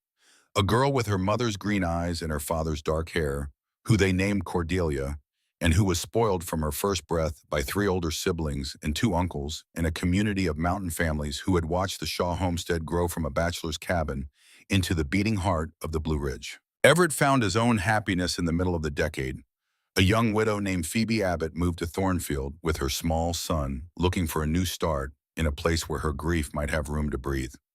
She came to Dorothea Ellis's store to buy provisions and noticed a walnut cabinet displayed near the front counter, a piece of such precise and beautiful craftsmanship that she stood in front of it for 10 minutes, running her fingers along the grain. "Who made this?" she asked. Dorothea pointed up the mountain. "One of the Shaw men, the quiet one." Phoebe hired a writer to take a message up to the homestead. She wanted to commission a dining table and chairs. Everett rode down to discuss specifications and ended up staying for 2 hours, talking more than he had talked in the previous 2 months, combined discovering in this calm, practical woman a kinship that caught him entirely off guard. She understood silence the way he did. She valued craftsmanship the way he did. She laughed at things he said that he had not intended to be funny, and the sound of her laughter made him want to say more things just to hear it again. He rode home that evening and did not speak at dinner, but Lenora noticed that he was smiling at his plate, and she knew. They married in the autumn. Everett built their house on the adjacent parcel of land, close enough to share Sunday dinners with the main household, far enough for privacy. Lenora stood at the ceremony and watched her brother-in-law, the quietest man she knew, say his vows with a voice that barely shook, and she felt something complete itself in the pattern of their lives. Everett deserved this. He had waited for it without knowing he was waiting, and now it had found him. Thatcher did not marry. He said he was not built for it, and the others respected his self-knowledge without arguing. But he became Uncle Thatcher to every child on the Shaw homestead and half the children in Thornfield, the gruff, red-haired giant who told stories by the campfire with a storyteller's gift for timing and drama, who taught anyone willing to learn how to shoe a horse and how to shape hot iron into something useful, who walked the perimeter of the property every single evening for 40 years, limping slightly on the leg that had healed imperfectly, keeping watch over the family that had claimed him when his own family had fallen apart. One autumn afternoon, years later, a letter arrived at the homestead carried by the weekly supply rider. It was addressed to Thatcher Hale in handwriting that trembled with age, postmarked from Portland, Oregon. There was no return name on the envelope. Thatcher held it for a long time before opening it. Inside was a single sheet of paper with a single line written in ink that had been pressed hard into the paper, as though the writer had needed the physical force of the act to push the words out. "My son, I am sorry. I have always loved you." Thatcher sat in the iron chair on the porch, the chair he had forged for Lenora that first year. The chair that now bore a patina of green verdigris, but remained solid, and he held the letter and looked out at the valley. He sat there for hours. The children played around him, and he did not hear them.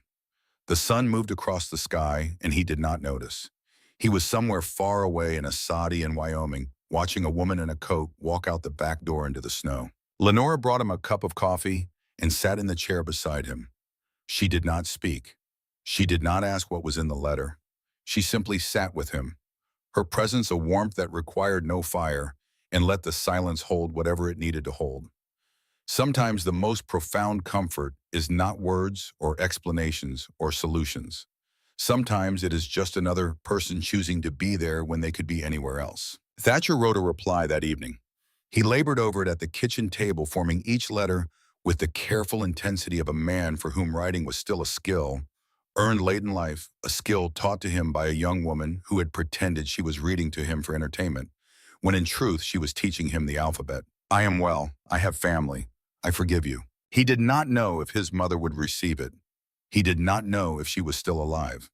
But writing the words, putting them onto paper and sealing them in an envelope, and addressing them to Portland, Oregon was enough. The act of forgiving, he discovered, did not require the other person's presence. It required only the decision to put down the weight. On a warm afternoon in 1898, 20 years after Lenore had arrived at Thornfield Station, Beckett drove her back to the place where they had first met. The town had changed considerably. The railroad had brought growth, and Thornfield now boasted a proper main street with a bank, a hotel, a newspaper office, and 3 churches.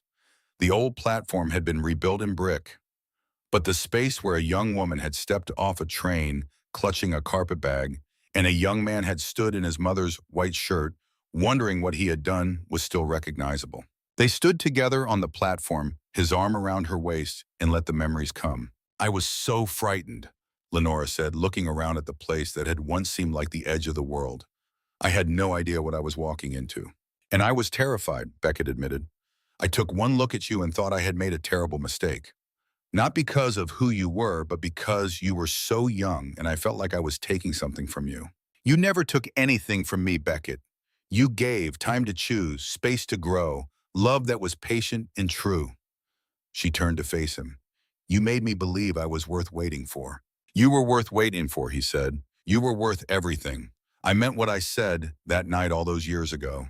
I would have waited however long it takes for your heart. And I would do it again without hesitation. She kissed him there on the platform with the mountain wind sweeping through the station and the Blue Ridge standing sentinel in the distance exactly as they had on the day they met. They were older now. Gray threaded through his dark hair and touched her honey-colored waves. Lines marked their faces carved by sun and wind and laughter and the occasional tears. But the kiss was the same. The feeling was the same. The choice made daily for 20 years was the same. 20 more years passed. On a spring evening in 1918, Beckett and Lenora Shaw sat together on the porch of their homestead beneath the iron sign that read Shaw Homestead in letters that Thatcher Hale had forged 4 decades ago. The metal had turned green with age, but remained as solid as the man who made it. The porch had been expanded twice and the cabin had grown into a proper house, but the view was unchanged, the valley falling away to the south, the ridgeline rising to the north, the Blue Ridge Mountains holding everything in their ancient and patient embrace. Beckett was 66. His hair had gone completely white, and his back complained after long days in the saddle, but his eyes were clear and his hands were still strong enough to work a rope or calm a nervous horse. Lenore was 58. The freckles that had once scattered across her nose had faded to a soft dusting, and the laugh lines around her mouth and eyes told the story of a life that had found more reasons for joy than sorrow. She was still small. She would always be small. But the word that came to mind when people looked at her now was not fragile. It was formidable. Their grandchildren were playing in the yard. Leland, now 39, had married and built his own house on the Shaw land and had 3 children of his own who shrieked and chased each other through the evening light with the boundless energy that only the very young possess. Whitaker and his wife were expecting their first child. Rosalind had left for San Francisco at 20 to study medicine, shocking the community and delighting her mother, and had returned as Dr. Rosalind Shaw proved that the cycle of helplessness that had defined women's lives in previous generations could be broken by a single person brave enough to insist upon something different. Cordelia, 26 now, was being courted by a young attorney from Richmond, whom Beckett had not yet fully approved of, though Lenora privately thought he was a good match and was content to let her husband arrive at the same conclusion in his own time. Everett and Phoebe lived in the house next door with their 3 children, close enough for Sunday dinners and holiday gatherings, far enough for the separateness that every marriage needs. Everett's hair had gone silver, but his hands were still the steadiest on the mountain, and the furniture he built was sold as far away as Washington and Baltimore by merchants who recognized craftsmanship when they saw it. Thatcher Hale, 65 years old, sat in his iron chair on the porch. The same chair. 40 years. He had a permanent limp from the leg that never healed quite right, and his red hair had faded to the color of old copper. But his presence was still the largest thing in any room he entered.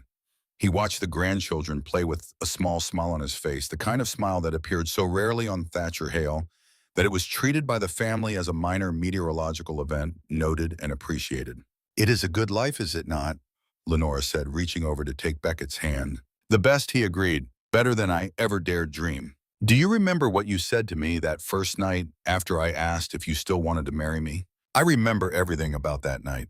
"Tell me again." He turned to look at her, this woman who had stepped off a train 40 years ago, clutching a carpet bag that held everything she owned, who had been too young and too frightened and too desperate, who had grown into a mother and a teacher and a businesswoman and the strongest person he had ever known. "I said I would wait however long it takes for your heart." "And you would have," she said. "You would have waited forever." "I would have, but you gave it to me anyway, faster than I deserved. Because you are braver than you know, Lenora Shaw. You always have been." Thatcher spoke from his chair without opening his eyes. "Can the two of you stop being sweet? The children can hear you." But his voice was warm and his mouth was curved, and the sound that Lenora made in response was a laugh that had not changed in 40 years, bright and sudden and real. The grandchildren came running and demanding stories and cake and attention. Leland arrived to collect his brood. Whitaker and Rosalind appeared on the porch arguing about something medical that neither of their parents understood. Cordelia brought out a plate of biscuits that she had baked using her mother's recipe, which she had inherited, along with the green eyes and the stubbornness and the defiance that surfaced whenever she was told she could not do something. The porch was full, the yard was full, the house was full of people and noise and the particular chaos that only a large family can produce. The kind of chaos that looks like disorder from the outside but is actually the most intricate and beautiful order. There is the order of lives woven together so thoroughly that the pattern can absorb any shock, any loss, any change, and remain whole. That night, after the children and grandchildren had gone to their own homes and the homestead was quiet, Beckett and Lenora prepared for bed in the room they had shared for 4 decades.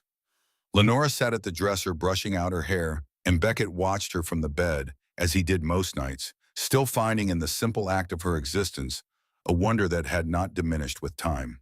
"What are you staring at?" she asked, catching his eye in the mirror. "My wife," he said, "the woman who stepped off a train 40 years ago and changed my entire life. I was not much of a woman then, just a scared girl pretending to be grown. You grew into it beautifully. We grew into it together." She set down the brush and came to sit beside him. He took her hand, the same hand he had held on a porch railing on the night she chose him, smaller than his by half, but stronger in ways that had nothing to do with muscle and bone. "Good night, my love," he said. "Good night," she replied. "Thank you for waiting. Thank you for being worth the wait." They lay down together, fitting against each other in the way that only 40 years of practice can teach every angle and curve as familiar and beloved as their own breathing. Outside the window, the mountain held its silence, and the wind moved through the pines with a sound like the earth itself settling into contentment. The iron sign on the porch post read, "Shaw Homestead," in letters that had weathered 4 decades of Blue Ridge winters and remained legible, remained true, remained standing. The story of Beckett and Lenora Shaw and of Everett and Thatcher. The 2 mountain men who became family passed into the folklore of the Blue Ridge, the way all true stories do, not through grand announcements but through quiet repetition. It was told at kitchen tables and on front porches, passed from grandmothers to granddaughters, from old men to young men who were struggling with their own questions about love and patience and what it means to truly choose another person. The train had brought a bride too young to a mountain where 3 men lived in silence. The oldest of them had looked at her and known he could not claim her. Not yet, not until she was ready, and he had made a promise that would have been easy to break and chose instead to keep it at the cost of his own longing. And the frightened girl with the carpet bag and the stubborn jaw, had found in that patience the space to discover who she was and what she wanted and whom she loved. Their descendants would spread across Virginia and beyond, carrying with them the lesson that was carved into every beam of the Shaw homestead and forged into the iron sign above the door. That love is not a transaction, but a practice. That patience is not passive, but the most active and courageous form of devotion there is. That the best things in life do not come to those who demand them, but to those who are willing to wait and to keep waiting and to make themselves worthy of whatever answer finally comes. The mountains had waited for her heart, and when she was ready, it had bloomed among the ancient ridges and the whispering pines and the iron and the cedar, nurtured by three men who had learned each in his own way that protecting someone's right to choose is the highest form of love there is. And on spring mornings, when the fog lifted from the valley and the sun struck the iron letters above the porch, the wind chime that Thatcher Hale had forged for a cradle 40 years ago still sang its gentle song from the eaves of the Shaw homestead. 5 copper notes carried on the mountain air, a promise kept, a family made, a home that would endure long after the people who built it had passed into memory and legend, and the quiet, lasting truth of a love story told and retold across the generations of the Blue Ridge.